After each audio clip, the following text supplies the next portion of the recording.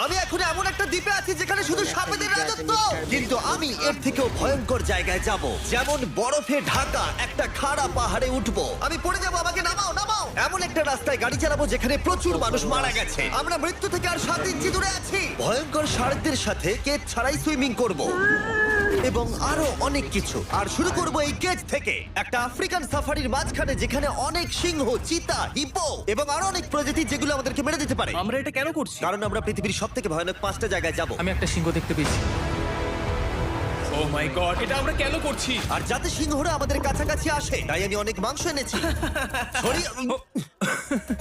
এবং কেজের চারপাশেও ঝুলিয়ে দেব। ভাই আমরা বেঁচে ফিরবো তো? কিন্তু আসলে যে কারণে এই জায়গাটা বেশি ভয়ঙ্কর সেটা হলো সূর্য ডুবে যাবার পরে আমরা দেখতে পাই না, কিন্তু ওরা দেখতে পায়। জিমি, ওদিকে দুটো সিংহ রয়েছে।